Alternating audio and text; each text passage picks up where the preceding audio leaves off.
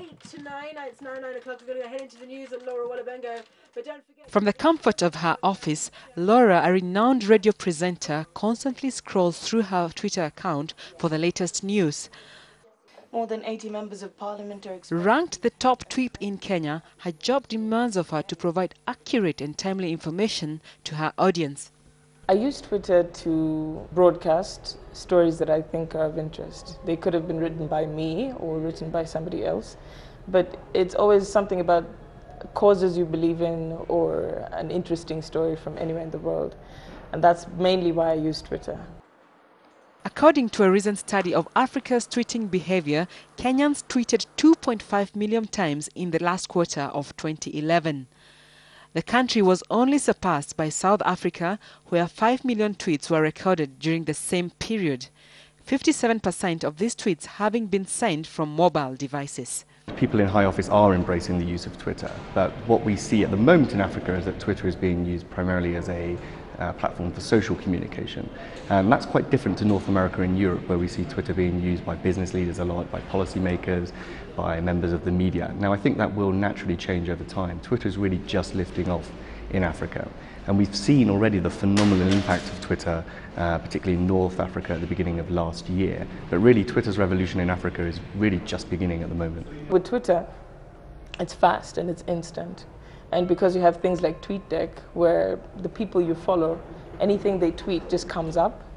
So if you put it out there and you have 1,000 or so followers, everybody can see it at that time.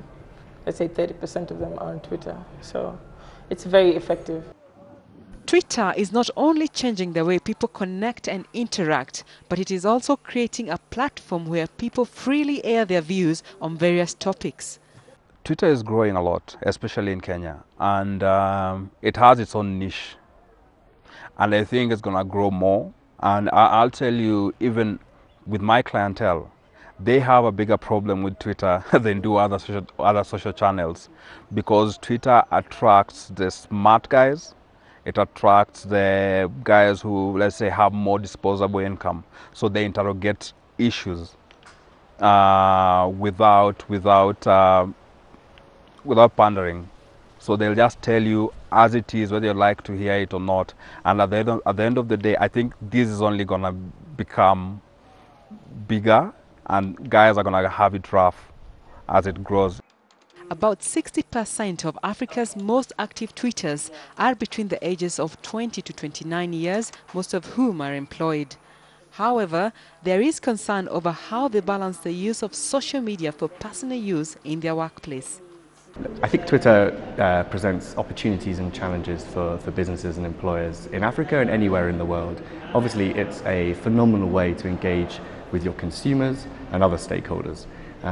But you have to be very careful about how you use Twitter. If you're an employee and you're using Twitter in a personal capacity, then you must be very clear about that.